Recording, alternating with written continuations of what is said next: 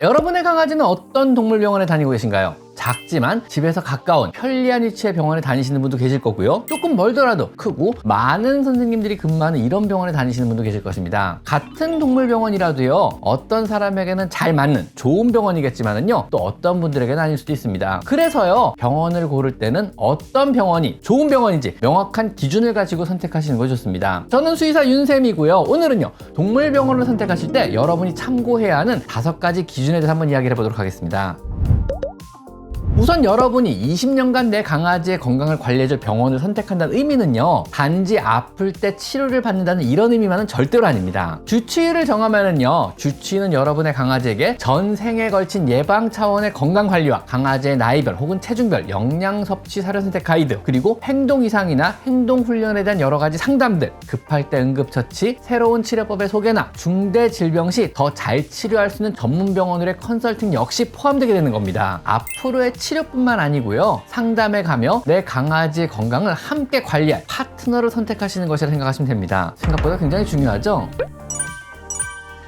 먼저 첫째로요, 동물병원의 선택 기준은요, 병원의 규모입니다. 집 근처에 하나씩은 있는 수의사 선생님 한 분 정도가 근무하는 소규모 병원의 장점은요, 대체로 전 과목을 다 보기 때문에 경험이 풍부합니다. 치료나 진료 시 비용이 그렇게 비싸지 않고요, 가까워서 접근성이 굉장히 좋습니다. 또한 선생님과 친해지면은요, 좋은 관계를 오래 가져가며 편하게 상담 역시 언제라도 가능합니다. 하지만 단점도 있는데요, 우선 휴일이 있으며 야간에 급할 때 진료는 대개는 불가능합니다. 전문적인 진료 역시 힘든 경우가 많으며 MRI나 CT 혹은 내시경 같은 전문적인 검사나 처치 역시 불가능한 경우도 많습니다. 중대한 질병이나 전문적인 처치가 필요한 경우에는요, 다른 중대형 병원으로 전원을 해야 하는 겁니다. 반면에 중대형 동물병원의 경우는요, 장점은 휴일이 없습니다. 야간 응급시에도 이용이 가능한 경우가 많으며 입원 역시 가능합니다. 수의사 선생님이 여러분이 근무하셔서 필요한 전문적인 처치 역시 가능합니다. MRI나 CT 같은 전문적인 검사가 가능합니다. 보다 더 전문적인 의료 서비스를 받을 수가 있는 겁니다. 하지만 역시 단점도 있는데요, 일단 너무 비쌉니다. 그리고 대체로 여러분의 집과 약간의 거리가 있으며 편하게 방문하긴 사실 힘듭니다. 담당 선생님이 자주자주 바뀌어서 선생님과 좋은 관계를 오래 가져가는 건 사실상 불가능할 수 있습니다. 집에서 가까운 소형 병원을 주치의병원으로 정하고요, 꾸준히 관리받으시고, 주치의병원은요, 중대 질병이 생겨 전문적인 처치가 필요할 때는요, 전문적인 처치가 가능한 전문병원으로 컨설팅을 빠르게 보내는 것이 가장 이상적인 형태라고 생각합니다. 이게 사람 병원들의 형태죠. 즉 강아지의 건강을 위해서 보호자인 여러분도 주치의 선생님과 함께 최선의 판단을 그때그때 내리는 것입니다.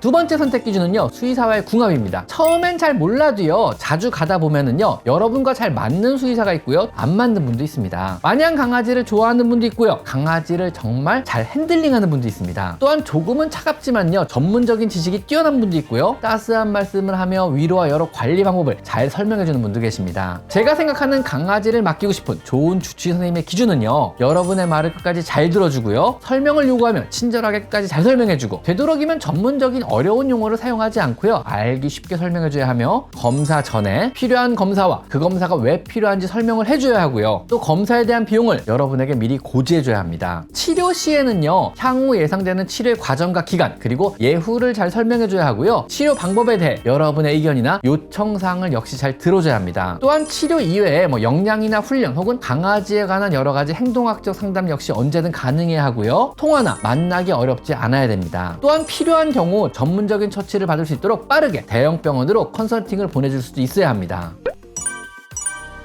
세 번째 선택의 기준은요, 여러분 집과의 거리입니다. 거리가 먼 좋은 병원은 절대 없습니다. 긴급할 때는요, 거리가 생명입니다. 또한 필요하면요, 산책하다가도 편하게 들려서 가벼운 상담이나 진료를 받을 수 있어야 합니다.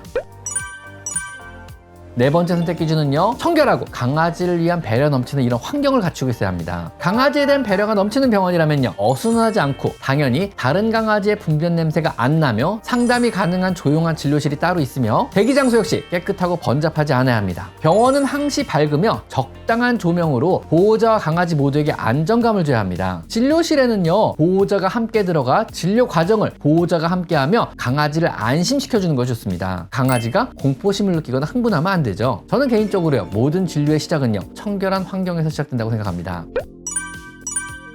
자, 5번째 기준은요, 선생님과 스태프들의 강아지를 대하는 태도입니다. 위협적이지 않은 작은 동작과 조용한 말투로 강아지를 대해야 하고요, 힘을 쓰지 않고 부드럽게 핸들링을 해야 합니다. 진료 과정에서도요, 강아지를 겁먹게 하지 않으며 정말 필요한 경우가 아니라면은요, 마취 없이 핸들링만으로 모든 과정이 진행돼야 합니다. 사실 쭉 듣다 보니까는요, 여러분, 당연한 이야기들 아닌가요? 강아지가 아프다면은요, 동물병원에 데려가기만 한다고 치료가 되는 것은 아닙니다. 치료는요, 강아지의 건강 상태와 치료의 협조 정도, 그리고 보호자분의 세심한 관찰과 치료의 의지, 수의사의 정확한 진단과 처치, 이 3박자가 잘 맞아야만 빠른 치료가 가능합니다. 치료가 잘 되는 것도 치료가 안 되는 것도 모두 수의사만의 문제는 절대 아니고요, 강아지도 여러분도 함께 해야만 하는 것입니다. 그래서 주치의 선생님이 중요하고요, 여러분과 잘 맞는 이런 동물병원이 중요한 것입니다.